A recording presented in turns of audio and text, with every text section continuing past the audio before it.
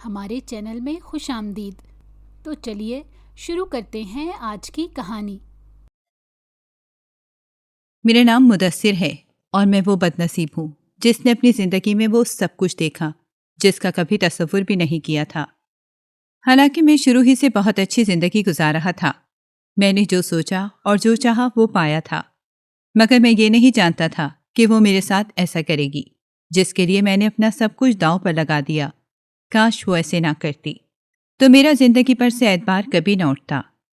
میرا تعلق ایک ویل سیٹلڈ فیملی سے تھا۔ میرے ابو کا اپنا بزنس تھا جو انہوں نے اپنی محنت سے کھڑا کیا تھا۔ ہم ایک بڑے شہر کے اچھے علاقے میں رہائش پذیر تھے۔ میرے ابو جوتوں کے ذاتی کاروبار سے منسلک تھے۔ وہ فیکٹریوں سے اپنا مال خود تیار کرواتے اور دکان پر فروخت کرتے تھے۔ شروع میں تو دکان بھی وہ اکیلے ہی سنبھالتے تھے۔ ایک چھوٹی سی شروعات تھی، لیکن وقت کے ساتھ ساتھ ابو کی وہی چھوٹی سی دکان ایک بڑے آؤٹ لیٹ میں تبدیل ہو گئی۔ ابو نے بہت محنت کی تھی۔ وہ دن رات اپنے کام کے لیے انتھک محنت کرتے تھے۔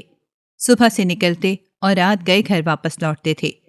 فیکٹریوں میں جانا، لین دین کا سارا حساب و کتاب اور دکان پر بیٹھنا بھی ان کی ذمہ داریاں تھیں جو انہوں نے بڑی خندہ پیشانی کے ساتھ قبول کی تھیں اور بہت اچھے طریقے سے نبھا بھی رہے تھے۔ پھر جیسے جیسے کام بڑھتا گیا، انہوں نے اپنے ساتھ 2 ہیلپر رکھ لیے تھے جو دکان چلانے میں ابو کی مدد کرتے تھے، مگر فیکٹری جانے اور لین دین کا سارا حساب ابو ہمیشہ اپنے ہاتھ میں ہی رکھتے تھے۔ میری امی ایک سیدھی سادھی بالکل گھریلو عورت تھیں۔ گھر کی 4 دیواری میں رہ کر اپنے شوہر اور بچوں کا کام کرنا اور گھر سنبھالنا، یہی امی بہت دل اور شوق سے کرتی تھیں۔ ان کا تعلق ایک گاؤں سے تھا اور گاؤں کی زندگی شہروں کی زندگی سے بالکل مختلف ہوتی ہے۔ اس وجہ سے امی بہت زیادہ کسی سے گھلتی ملتی نہیں تھیں۔ محلے میں کہیں آنا جانا بھی نہیں تھا۔ ہاں، امی سے ملنے محلے کی عورتیں گھر میں آتی رہتی تھیں، لیکن امی نے گھرداری کے علاوہ کبھی کسی اور طرف کچھ خاص توجہ نہیں دی تھی۔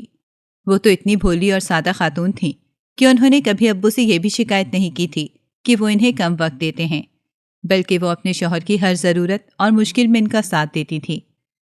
ہمارا گھر شہر کے ایک اچھے علاقے میں تھا اور کافی بڑا بنا ہوا تھا۔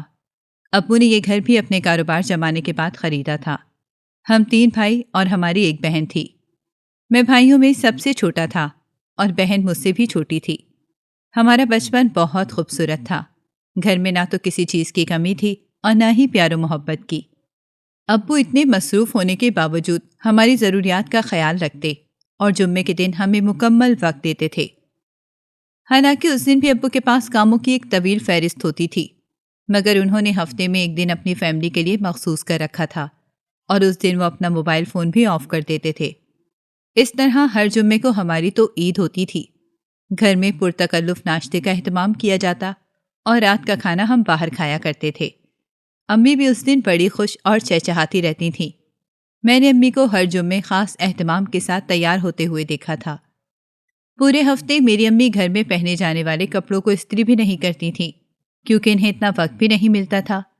پورے گھر کی ذمہ داری، شوہر اور 4 بچوں کی ذمہ داریوں اور گھر کے کاموں میں وہ ہر وقت مصروف رہتی تھیں، لیکن جمعے کے دن وہ اپنا کوئی نہ کوئی اچھا سوٹ استری کر کے پہنتی اور لازمی تیار ہوتی تھیں۔ مجھے یہ سب کچھ بہت اچھا لگتا تھا۔ میری نظر میں تو ہماری فیملی آئیڈیل تھی۔ کبھی کبھی میں سوچتا تھا کہ میری امی کس طرح اتنے بڑے گھر کا کام بھی اکیلے کر لیتی ہیں، ابو اور ہم 4 بچوں کی ضروریات کا خیال بھی رکھتی ہیں اور کبھی ماتھے پہ شکن تک نہیں ڈالتی۔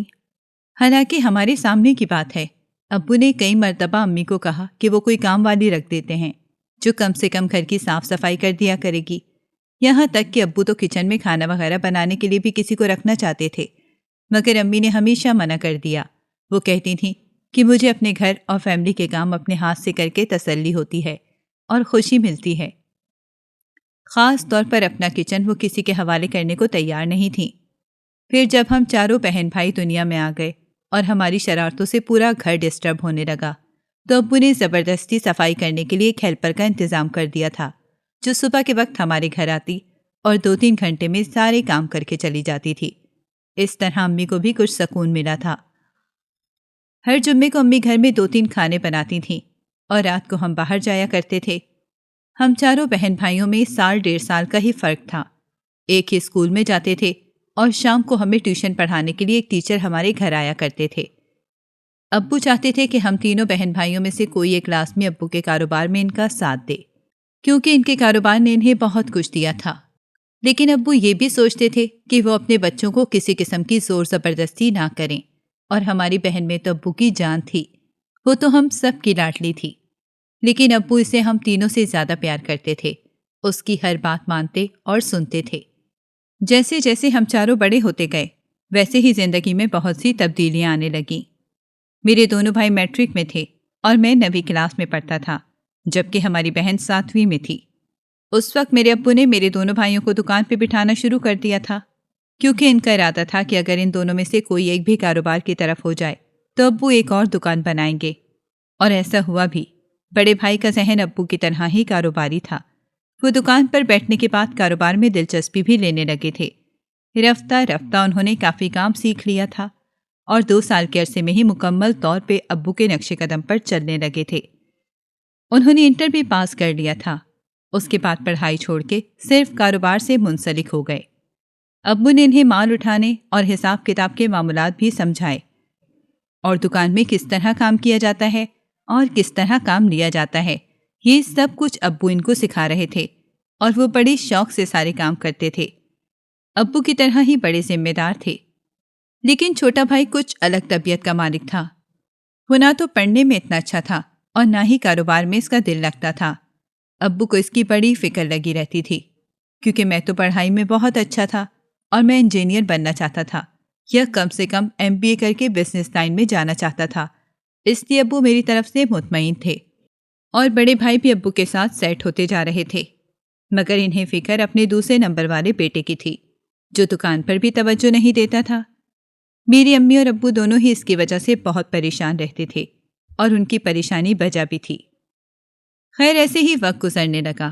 بڑے بھائی نے مکمل طور پہ ابو کا کاروبار سمجھ بھی لیا اور سنبھال بھی لیا۔ ابو ویسے بھی پہلے کی طرح صحت مند اور طاقتور نہیں رہے تھے، اس لیے وہ کام کا زیادہ بوجھ برداشت نہیں کرتے تھے۔ بھائی نے جب سے ابو کا ہاتھ بٹانا شروع کیا تھا، انہیں بہت سکون مل گیا تھا۔ پھر ابو نے چھوٹے بھائی سے بات کی کہ اگر وہ بھی اس طرح کاروبار میں حصہ لیں اور ان کا ساتھ دیں تو وہ 1 سے 2 دکانیں کر لیں گے۔ اس وقت چھوٹے بھائی نے کام کرنے کی حامی بھر لی۔ وہ میٹرک کر چکا تھا، آگے داخلہ بھی نہیں لیا تھا، اور یوں ہی آوارہ گھومتا پھرتا رہتا تھا۔ ابو نے مناسب جگہ پر ایک چھوٹی سی دکانوں سے شروع کر دی، جہاں پر وہ خود بھائی کے ساتھ بیٹھتے تھے۔ پہلے تو بھائی نے دکان پر تھوڑا وقت دیا، اور پھر جب اسے احساس ہوا کہ اس کام میں عزت بھی ہے اور پیسہ بھی، تو اس نے مکمل طور پر دکان کو سنبھالنا شروع کر دیا۔ 3-4 مہینے گزر جانے کے بعد جب ابو بھی مطمئن ہو گئے تو انہوں نے سارا حساب کتاب بھائی کے ہاتھ میں دے دیا، اور خود بس دن میں 1 چکر اس دکان پر لگانے لگے۔ مگر آنے والے چند مہینوں میں بھائی نے ساری دکان ڈبو دی، کیونکہ وہ دکان پر توجہ نہیں دیتا تھا۔ اس کی غیر ذمہ داری کی وجہ سے ابو کو کافی نقصان اٹھانا پڑا تھا۔ مگر ابو نے صبر سے کام لیا، اور پھر چھوٹے بھائی کو بھی بڑے بھائی کے ساتھ ایک ہی دکان میں شفٹ کر دیا۔ دوسری طرف میں کالج میں پڑھ رہا تھا۔ میرا ارادہ انٹر کے بعد MBA کرنے کا تھا، اس لیے ابو نے مجھے کاروبار کو جوائن کرنے کی بات ہی نہیں کی۔ پھر جب امی نے بڑے بھائی کی شادی کا ارادہ کیا اور ایک لڑکی پسند کر کے ان کا رشتہ طے کر دیا، تو ہمارے گھر میں خوشیوں کی بہار آ گئی۔ ہم نے بھائی کی شادی کی تیاریوں میں بڑی دل جمی کے ساتھ حصہ لیا۔ ہم سب بہت خوش تھے۔ امی ابو نے شروع سے ہی یہ سوچ رکھا تھا کہ وہ ہماری شادیاں خاندان سے باہر کریں گے، اور سب سے بڑی بہو جو بیاہ کر گھر میں آئی وہ بھی خاندان سے نہیں تھی۔ میری امی تو بہت نرم و مزاج کی خاتون تھیں۔ انہوں نے بہو کو شروع ہی سے بیٹی سمجھا تھا، مگر بدقسمتی سے ان کی بہو کبھی بیٹی نہیں بن سکی، اور بڑے بھائی کی شادی کے تقریباً 1 مہینے بعد ہی بھابھی نے الگ گھر کی رٹ لگانا شروع کر دی۔ حالانکہ ہمارا گھر کافی بڑا تھا اور کام کرنے کے لیے ملازمہ بھی آتی تھی۔ اس کے علاوہ کھانا پکانے کا کام تو امی کا تھا، اور میری بہن بھی گھر کے کاموں میں ہاتھ بٹا دیا کرتی تھی۔ اس کے باوجود بھابھی کو پتہ نہیں کیوں ہم سب کے ساتھ رہنے میں اعتراض تھا، حالانکہ ان پر امی یا بھائی نے کسی بھی قسم کی کوئی پابندی نہیں لگائی تھی۔ وہ اپنی مرضی سے اٹھتی تھیں اور اپنی مرضی سے کھاتی پیتی تھیں۔ ہمارے گھر کا ماحول تو بڑا دوستانہ تھا، مگر بھابھی نے الگ ہونے کا جو مطالبہ شروع کیا وہ اسی پر قائم تھیں۔ اس وجہ سے ہمارے گھر میں عجیب سا ماحول پیدا ہو گیا۔ وہ یا تو منہ بنا کر اپنے کمرے میں بیٹھی رہتی تھیں، یا پھر چھوٹی چھوٹی سی بات پر موڈ خراب کر کے کسی نہ کسی سے بحث کرنا شروع کر دیتی تھیں۔ امی اور ابو کو یہ ڈر تھا کہ کہیں اس طرح ان دونوں کے معاملات نہ خراب ہو جائیں، اس لیے امی اور ابو نے مصلحت سے کام لیتے ہوئے گھر میں ہی ایک پورشن علیحدہ کر کے بھابھی کو وہاں شفٹ کر دیا۔ اس کے بعد میرے ابو نے 2-3 مہینے کے عرصے میں ہی باقی گھر کے بھی 2 پورشن بنوا دیے۔ ابو کا ارادہ تھا کہ دوسرے بھائی کی شادی کے بعد بھی ان کو علیحدہ کر دیں گے، اور امی ابو کی دور اندیشی درست بھی نکلی۔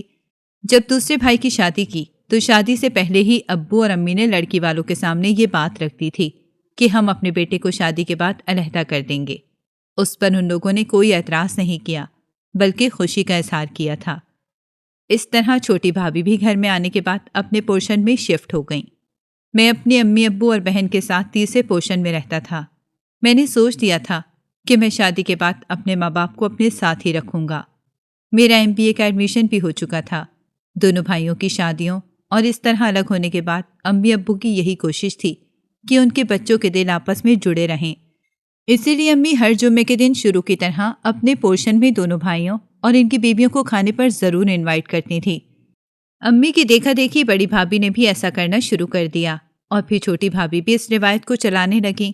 اس طرح ہر جمعے ایک کے بعد ایک تینوں گھروں میں کھانے کا پرتکلف اہتمام کیا جاتا تھا، جس میں سب مل بیٹھتے تھے۔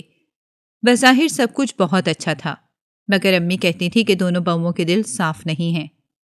پتہ نہیں میرے گھر کے حصے کروانے کے بعد بھی اب آگے کیا ہوگا۔ اور ابو ہمیشہ امی کو تسلی دیتے تھے کہ سب کچھ اچھا ہی رہے گا، مگر وہ یہ نہیں جانتے تھے کہ جو ہونے والا ہے ان کے حق میں ہی سب سے بڑا تھا۔ میرا MBA کا آخری سال چل رہا تھا جب میرے دونوں بڑے بھائیوں میں ایک دن شدید لڑائی ہو گئی، اور یہ اختلاف ان کی بیویوں کی وجہ سے ہوا تھا، کیونکہ میری دونوں بھابھیوں کا کہنا تھا کہ دکان پر میرا شوہر زیادہ محنت کرتا ہے، مگر خرچہ دونوں کو برابر ملتا ہے۔ دونوں بھائی اپنی بیویوں کے مسلسل اکسانے کی وجہ سے دل ہی دل میں ایک دوسرے کے خلاف ہو گئے، اور جس دن یہ جھگڑا شدت اختیار کر گیا تو دونوں بھائیوں کی منہ ماری دکان پر ہی ہونے لگی۔ میرے ابو نے پہلی مرتبہ اپنے بیٹوں کو اس طرح لڑتے جھگڑتے دیکھا تو وہ برداشت نہ کر پائے، اور انہیں دل کے دورے نے اپنی لپیٹ میں لے لیا، جس کی وجہ سے 3 دن ہسپتال میں رہنے کے بعد ابو نے دم توڑ دیا۔ یہ اتنا بڑا جھٹکا تھا جو ایک پل میں ہم سب کو لگا تھا۔ خاص طور پر میری امی تو بالکل ہی صدمے سے نڈھال ہو گئی تھی۔ ابو کا چہلم ہونے کے بعد دونوں بھائیوں نے امی کے سامنے اپنے کاروبار الگ کرنے کی بات رکھ دی، تو امی نے انہیں اپنا آخری فیصلہ سنا دیا کہ جب تک میں اپنے دونوں چھوٹے بچوں کی شادی نہیں کر دیتی تب تک اس بارے میں سوچنا بھی نہیں۔ اور پھر امی نے 6 مہینے کے اندر ہی اندر میری اور بہن کی شادیاں ایک ساتھ کروا دیں۔ میرے لیے بیوی کا انتخاب امی نے ہی کیا تھا، اور میں بہت خوش تھا، کیونکہ میری بیوی عظمیٰ نہ صرف ایک خوبصورت لڑکی تھی بلکہ وہ اخلاق کی بھی بہت اچھی تھی۔ اس کا تعلق مڈل کلاس فیملی سے تھا۔ ہم ان کے بارے میں کچھ زیادہ نہیں جانتے تھے۔ یہ رشتہ امی کو کسی نے دکھایا تھا۔ عظمیٰ اور میں شادی کے بعد بھی امی کے ساتھ ہی رہے تھے۔ میری بہن بھی جب سسرال سے آتی تو میرے ہی گھر ٹھہرتی تھی، کیونکہ بڑی دونوں بھابیاں تو اپنی اصلیت دکھا چکی تھیں۔ انہوں نے تو میری شادی کے بعد میرے گھر آنا جانا بھی بند کر دیا تھا، کیونکہ اب انہیں لگتا تھا کہ میں ان کے شوہروں سے زیادہ کمانے لگ گیا ہوں، اور وہ میری بیوی سے حسد کرتی تھیں۔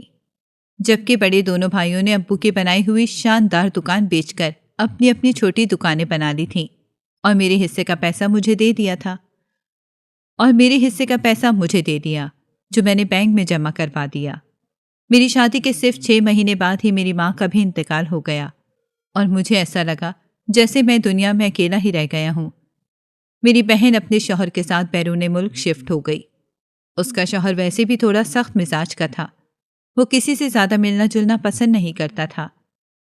بہن کے جانے کے بعد تو میرا دل اور بھی اداس رہنے لگا، کیونکہ وہ جب آ جاتی تو مجھے بہت سکون ملتا تھا۔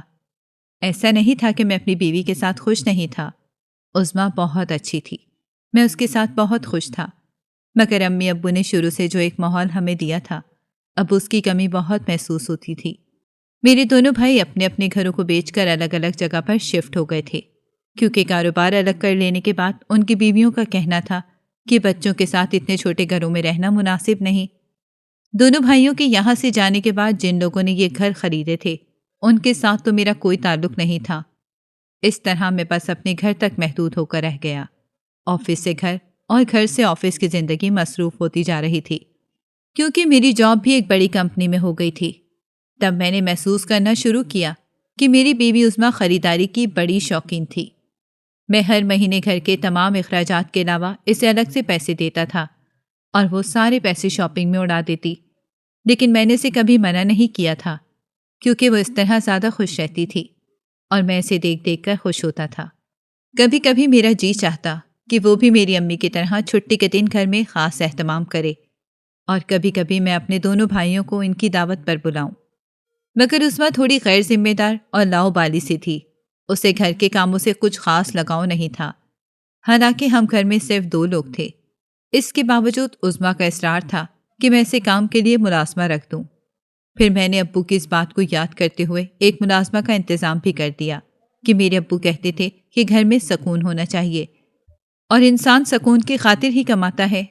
مجھے لگا کہ اگر عظمیٰ کو ایسے خوشی ملتی ہے تو میں یہ قدم بھی اٹھا لیتا ہوں، مگر میں نہیں جانتا تھا کہ وہ گھر کی طرف سے مزید لاپرواہ ہو جائے گی۔ میری شادی کو چند ماہ ہو گئے تھے، مگر ابھی تک ہمارے ہاں کوئی خوشخبری نہیں تھی۔ مجھے بچوں کا بہت شوق تھا، مگر میں نے نوٹ کیا تھا کہ عظمیٰ نے کبھی بچوں کی خواہش کا اظہار نہیں کیا تھا۔ ایک دن میں نے خود اس سے پوچھا تو وہ کہنے لگی، ابھی اتنی جلدی بچوں کی ضرورت بھی کیا ہے؟ ابھی تو مجھے خوب اپنی زندگی کو انجوائے کرنا ہے۔ بچوں کی ذمہ داری میں پڑ گئی تو خاک زندگی جی سکوں گی۔ مجھے عظمیٰ کی یہ بات بڑی عجیب لگی، کیونکہ میرا تو خیال یہ تھا کہ عورتوں کو بچوں کی زیادہ خواہش ہوتی ہے، اور میں نے کم سے کم اپنی زندگی میں پہلی مرتبہ ایسی عورت دیکھی تھی جس کے یہ خیالات تھے۔ مگر میں نے خاموش رہنا ہی بہتر سمجھا اور سوچا کہ جب اولاد ہو جائے گی تو عظمیٰ خود بخود بدل جائے گی۔ مگر میری قسمت میں کچھ اور ہی لکھا تھا، کیونکہ اس سے پہلے کہ ہماری زندگی میں اولاد جیسی خوشی آتی، اللہ نے مجھے ایک بہت بڑی آزمائش میں ڈال دیا۔ ہوا کچھ یوں کہ ایک دن میں آفس سے گھر آ رہا تھا کہ راستے میں میرا شدید ایکسیڈنٹ ہو گیا۔ لوگوں نے ہی مجھے اسپتال پہنچایا اور پھر کسی طرح عظمیٰ سے رابطہ کیا۔ وہ بھی روتی ہوئی ہسپتال پہنچ گئی، مگر میں اس وقت یہ نہیں جانتا تھا کہ اسے مجھ سے زیادہ فکر اپنی زندگی برباد ہونے کی تھی۔ اس بات کا اندازہ تو مجھے ہفتے بعد ہسپتال سے ڈسچارج ہو کر گھر جاتے وقت ہوا، جب اس نے مجھے گاڑی میں ہی کہا کہ بھلا ایک معذور انسان کے ساتھ ایک اچھی زندگی کیسے گزر سکتی ہے، اس لیے میں چاہتی ہوں کہ آپ جلدی سے ٹھیک ہو جائیں۔ اور میں حیرانی سے اس کا چہرہ تکتا رہ گیا۔ ہاں، میں اس ایکسیڈنٹ کے بعد معذور ہو گیا تھا۔ میری دونوں ٹانگیں کام نہیں کر رہی تھیں اور میری کمر کے نچلے حصے میں چوٹ لگنے کی وجہ سے ہوا تھا، مگر ڈاکٹر مایوس نہیں تھے۔ ان کا کہنا تھا کہ پراپر علاج اور دیکھ بھال کی مدد سے میں جلدی اپنے پیروں پر کھڑا ہو سکتا ہوں۔ مگر میں تو اپنی بیوی کے اس رد عمل پر حیران ہو رہا تھا، جس سے اپنے معذور شوہر کی دیکھ بھال کرنے یا اس کے ٹھیک ہونے کی امید نہیں تھی، بلکہ وہ تو کچھ اور ہی سوچ رہی تھی۔ کچھ دنوں میں میں نے محسوس کیا کہ عظمیٰ بڑی بے دلی کے ساتھ مجھے سنبھالتی تھی۔ ہر وقت یا تو ٹی وی لگا کر بیٹھی رہتی یا پھر فون میں مصروف رہتی تھی، اور میں اسے آوازیں دیتا رہ جاتا۔ وقت پر دوا دینا تو دور کی بات تھی، وہ تو مجھے ٹھیک سے کھانا بھی نہیں دیتی تھی۔ جب دل کرتا دیر سویر سو کر اٹھتی اور کچھ بھی بنا کر میرے سامنے رکھ دیتی تھی، جبکہ ڈاکٹر سے میرے کھانے اور پینے، مالش وغیرہ کی پوری روٹین سیٹ کر کے دی تھی، جس پر عظمیٰ نے شروع کے چند دن ہی عمل کیا تھا، اور اب تو اس کے رویے سے صاف ظاہر تھا کہ میں اس کے لیے بوجھ بن چکا ہوں۔ میں تو شکر ادا کرتا تھا کہ اچھے وقتوں میں ابا کی دکان سے ملے ہوئے پیسوں کو امی کے کہنے پر کہیں انویسٹ کر دیا تھا، جہاں سے ہر مہینے منافع مل رہا تھا، جس کی وجہ سے یہ گھر بار بھی چل رہا تھا اور میری دوائیاں بھی آ جاتی تھیں۔ مگر میری ٹھیک سے دیکھ بھال نہیں کی جا رہی تھی، جس کی وجہ سے 1 مہینہ پورا ہونے کے باوجود بھی کوئی امپروومنٹ نہیں آئی۔ دن گزرنے کے ساتھ ساتھ عظمیٰ کی لاپرواہی واضح طور پر میرے سامنے آ رہی تھی۔ اس نے تو میرا خیال رکھنا بالکل چھوڑ دیا۔ اگر میں کچھ کھانے کی فرمائش کرتا تو مجھے باتیں سنانا شروع کر دیتی تھی۔ اس کا کہنا تھا کہ میں بیڈ پر پڑا روٹیاں توڑتا رہتا ہوں اور وہ میری خدمت کر کر کے تھک گئی ہے۔ میں اس کے ایسے جملے سنتا تو حیران ہونے کے ساتھ ساتھ دکھی بھی ہو جاتا تھا۔ یقین نہیں آتا تھا کہ یہ وہی عظمیٰ ہے جو ہنس ہنس کے مجھ سے باتیں کرتی تھی، نت نئے کپڑے خریدتی اور سر سنور کے میرے سامنے رہتی تھی۔ کیا سب کچھ پیسہ ہی تھا؟ اسے مجھ سے کوئی محبت لگاؤ نہیں تھا؟ دن بدن میری ذہنی کیفیت بھی خراب ہوتی جا رہی تھی۔ میرا نہ کچھ کھانے کو جی چاہتا تھا اور نہ ہی مجھے اپنے ٹھیک ہونے کی اب کوئی امید نظر آتی تھی۔ ایکسیڈنٹ ہونے کے بعد ایک مرتبہ میرے بھائی اور بھابیاں مجھ سے ملنے آئے تھے اور اس کے بعد بڑے بھائی نے 1-2 مرتبہ فون کر کے میرا حال پوچھا۔ اب تو 2 مہینے ہونے والے تھے، کسی نے پلٹ کر میری خبر ہی نہیں دی۔ صرف ایک بہن تھی جو 7 سمندر پار بیٹھے ہونے کے باوجود مجھے ہر ہفتے فون کر لیتی تھی۔ وہ کہتی تھی کہ میں اس کے پاس باہر علاج کے لیے چلا جاؤں اور میں اسے تسلی دے کر ٹال دیتا، کیونکہ ہر مہینے انویسٹمنٹ سے جو منافع گھر آتا تھا، گھر کے اخراجات کے علاوہ جو پیسے بچتے تھے وہ عظمیٰ اپنے شوق پورا کرنے میں لگا دیتی، یہاں تک کہ میری میڈیسن کے علاوہ مجھ پر کوئی اور خرچہ نہیں ہو رہا تھا۔ میں بے حد پریشان رہنے لگا تھا کہ اگر یہی سب چلتا رہا تو میں کبھی بھی ٹھیک نہیں ہو سکوں گا۔ پھر ایک اور انکشاف مجھ پر اس وقت ہوا جب میں نے رات کو عظمیٰ کو کسی سے فون پر باتیں کرتے ہوئے سنا۔ ویسے تو وہ کمرے سے باہر لاؤنج میں بیٹھی باتیں کر رہی تھی، مگر مجھے صاف آوازیں سنائی دے رہی تھی اور وہ مسلسل ہنس رہی تھی اور اس کی چہکتی ہوئی آواز سے محسوس ہو رہا تھا کہ وہ بڑی خوش ہے۔ لیکن میں نہیں جانتا تھا کہ دوسری طرف کون ہے، اور پھر اس کے بعد یہ معمول بن گیا۔ عظمیٰ کو تو یہ بھی شرم نہیں آتی تھی کہ میں سب کچھ سنتا ہوں۔ اب تو اس نے ڈھٹائی کے ساتھ میرے سامنے آتے جاتے ہوئے بھی فون استعمال کرنا شروع کر دیا تھا۔ میں اچھی طرح جانتا تھا کہ اس کی دوستیاں 1 سے زیادہ مردوں سے فون پر ہو گئی ہیں اور وہ ان کے ساتھ باتیں کر کے نہ صرف وقت گزارتی ہے بلکہ ان سے پیسے اور قیمتی تحائف بھی لیتی تھی۔ پھر عظمیٰ نے ہر دوسرے دن سر سنور کر باہر آؤٹنگ پر جانا شروع کر دیا اور کھانا بھی کھا کر آتی تھی، مگر جب بھی واپس آتی اس کے پاس بہت سے شاپنگ بیگ ہوتے تھے۔ وہ مجھ سے یہ سب کچھ چھپانا بھی ضروری نہیں سمجھتی تھی، بلکہ بڑی ڈھٹائی اور بے حیائی کے ساتھ وہ یہ سب کچھ کہہ رہی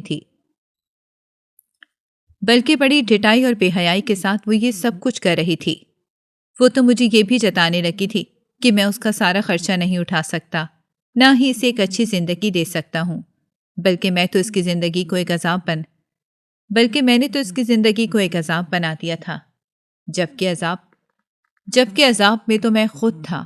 ایک تو بستر پر پڑا تھا، دوسرا بیوی کی بے وفائی نے مجھے اندر تک توڑ دیا تھا، اور بدقسمتی سے میں اس بات کا ذکر نہ تو اپنی بہن سے کر سکتا تھا اور نہ ہی کسی اور سے، کیونکہ جیسی بھی تھی لیکن وہ میری عزت تھی جس سے میں محبت بھی کرتا تھا۔ وقت آہستہ آہستہ سرک رہا تھا، لیکن میرے لیے تو جیسے وقت رک سا گیا تھا۔ سارا دن کمرے میں پڑے رہنے سے مجھے پتہ ہی نہیں چلتا تھا کہ باہر کی دنیا میں کیا ہو رہا ہے۔ اگر موبائل فون میرے پاس نہ ہوتا تو شاید میں اپنی تنہائی سے پاگل ہو جاتا۔ میں سوشل میڈیا کا یوز بہت کم کرتا تھا، لیکن جب سے عثمان نے نسلیں پھیری تھیں اور معذوری کی حالت میں اپنی تنہائی کو کچھ آسان بنانے کے لیے سوشل میڈیا کا سہارا لے رہا تھا کہ ایک دن اچانک میری نظر ایک اشتہار پہ پڑی جس میں کسی فلاحی ادارے کا ذکر تھا اور فون نمبر بھی دیا گیا تھا۔ سب سے خوشی کی بات تو یہ تھی کہ ان کے ماہانہ چارجز بہت مناسب لگے مجھے۔ میں نے بلا ارادہ ہی اس نمبر پہ رابطہ کیا تو مجھے بہت اچھا رسپانس ملا۔ انہوں نے مجھ سے کچھ ضروری معلومات لی اور پھر کہا کہ ہماری ٹیم کے 2 ممبرز 1 گھنٹے بعد آپ کے پاس پہنچ جائیں گے۔ مجھے ان کی بات پہ یقین ہی نہیں آیا تھا، مگر واقعی 1 گھنٹہ گزرنے کے بعد 2 لوگ میرے سامنے کھڑے تھے۔ اس وقت میری بیگم صاحبہ گھر پر موجود نہیں تھیں، دروازہ بھی کھلا تھا اور اسے تو کوئی پرواہ ہی نہیں تھی کہ کوئی چوری ہو سکتی ہے یا کسی بھی طرح کا کوئی نقصان پہنچ سکتا ہے۔ وہ جی چاہتا منہ اٹھا کے گھر سے باہر چلی جاتی تھی۔ آنے والے 2 لوگ تھے، ان میں سے ایک ڈاکٹر تھا اور ایک میل نرس تھا۔ ڈاکٹر نے میری تمام رپورٹس دیکھیں اور پھر میل نرس کو سب کچھ سمجھا کر وہ وہاں سے جانے لگا تو میں نے فیس اور ماہانہ چارجز کے بارے میں بات کی تو ڈاکٹر نے بڑی نرمی سے کہا کہ ہمارا پہلا مقصد انسانیت کی خدمت ہے، آپ ٹریٹمنٹ شروع کروائیں، 1 مہینے بعد دیکھیں گے کہ آپ کو کتنا فائدہ ہوا ہے، پھر فیس کی بات بھی ہو جائے گی۔ مجھے ان کی بات سن کر خوشی بھی ہوئی اور حیرت بھی کہ بھلا آج کے زمانے میں کون ایسے کرتا ہے، لیکن حیران تو میں تب اور بھی زیادہ ہوا جب اس ادارے کے میل نرس نے اسی وقت اپنی ڈیوٹی شروع کر دی۔ سب سے پہلے اس نے میری مالش کی، پھر گرم پانی سے مجھے نہلایا اور ورزش کروائی۔ کھانا بھی اس نے تیار کیا تھا جو میری صحت کے لیے بہت ضروری تھا۔ وہ میرے کمرے میں ہی موجود تھا۔ 3-4 گھنٹے بعد عظمیٰ واپس آئی اور اسے دیکھ کر سوالیہ نظروں سے مجھے دیکھنے لگی۔ میں نے صرف اتنا بتایا کہ یہ میل نرس میری دیکھ بھال کے لیے ہے، تو عظمیٰ نے کہا کہ شکر ہے تمہیں یہ خیال تو آیا، ورنہ تم تو میری جان کے دشمن بنے ہوئے تھے۔ یہ کہہ کر وہ دوسرے کمرے میں چلی گئی۔ وہ ویسے بھی کچھ دن سے میرے پاس ہو کے بھی نہیں رہی تھی اور اب مجھے اس کی کوئی پرواہ بھی نہیں تھی۔ میں نے میل نرس کو اپنے ساتھ بیڈ پر ہی سونے کے لیے کہا۔ ایسے ہی 10 دن گزر گئے۔ حیرت انگیز طور پر 10 دنوں میں ہی مجھے درد میں افاقہ ہو گیا تھا اور میں ہر وقت تنہا رہنے کے عذاب سے بھی بچ گیا تھا۔ صرف یہی نہیں، وہ میل نرس راشد تو میرے لیے کھانا بھی بناتا تھا اور 10 دن بعد اس نے مجھے برآمدے اور صحن میں لے جانا بھی شروع کر دیا۔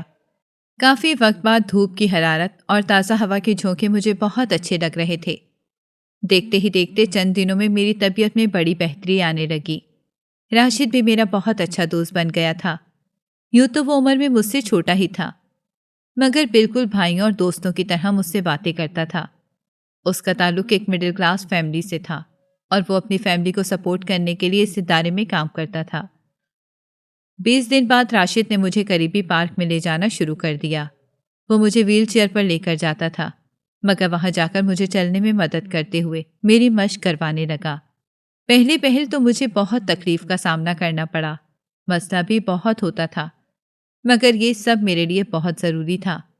اور پھر جب ایک مہینے بعد میں خود ایک اسٹینڈ کی مدد سے چلنے لگا تو مجھے یقین ہی نہیں آ رہا تھا کہ میں پورے 3-3.5 مہینوں بعد اپنے پیروں پر کھڑا تھا۔ کاش عظمیٰ نے اسی طرح میری دیکھ بھال کی ہوتی یا میری طرف توجہ دی ہوتی تو شاید میں بہت پہلے ہی اپنے پیروں پر کھڑا ہو جاتا اور مایوسی کی طرف نہ جاتا۔ پھر ایک دن جب میں خود آہستہ آہستہ چلتے ہوئے گھر پہنچا تو عظمیٰ مجھے دیکھ کر حیران ہو گئی۔ اس کے چہرے پر حیرانی کے ایسے تاثرات تھے جن میں بہت سے خدشات بھی صاف نظر آ رہے تھے، اور میں اچھی طرح جانتا تھا کہ اس کے دل و دماغ میں کیا چل رہا ہے۔ وہ الگ بات تھی کہ اس نے خوش ہونے کا ناٹک تو بہت کیا، مگر اب مجھے نہ تو اس کی کسی بات پر یقین تھا اور نہ ہی اس پر۔ اس رات وہ خود کھانا میرے کمرے میں لے کر آئی تھی، مگر میں نے اس سے اپنے ساتھ بیٹھ کر کھانے کے لیے نہیں کہا، اور جب وہ کمرے سے جانے لگی تو میں نے راشد کو مخاطب کیا اور کہا کہ میرے لیے وہ کھانا لے کر آؤ جو تم نے بنایا ہے، اور سائڈ ٹیبل پر رکھے وہ کاغذات بھی مجھے پکڑاتے جانا۔ میری بات سن کر عظمیٰ رک چکی تھی۔ جب راشد کمرے سے باہر گیا تو وہ واپس پلٹی اور پوچھنے لگی کہ تم نے میرا بنایا ہوا کھانا کیوں نہیں کھایا؟ تو میں نے بنا کچھ کہے کاغذات عظمیٰ کی طرف بڑھا دیے، جنہیں دیکھ کر وہ بہت زیادہ حیران و پریشان ہو گئی۔ اس کی آنکھوں میں آنسو تھے۔ وہ مجھ سے معافی مانگ رہی تھی، کہنے لگی میں بھٹک گئی تھی، لیکن میں نے اپنی عزت کا سودا نہیں کیا، میں صرف وقت گزاری کر رہی تھی۔ میں نے اسے اشارہ کر کے کچھ بھی کہنے سے روک دیا اور صرف ایک جملہ کہا کہ جب مجھے تمہاری سب سے زیادہ ضرورت تھی اس وقت تم نے مجھے چھوڑ کر ان سہاروں کو اپنایا جو تم پر کسی طرح بھی حلال نہیں تھے، اور اب میں تمہاری کسی بات پر یقین نہیں کر سکتا۔ تم کل اپنا سامان پیک کرو، یہاں سے چلی جاؤ، میں صبح اٹھوں تو تمہیں اپنے گھر میں نہ دیکھوں۔ اتنے میں راشد کمرے میں داخل ہوا تو عظمیٰ بھاگتی ہوئی وہاں سے چلی گئی۔ راشد میری طرف دیکھ رہا تھا جیسے مجھے حوصلہ اور ہمت دے رہا ہو، کیونکہ وہ تو سب کچھ جانتا تھا۔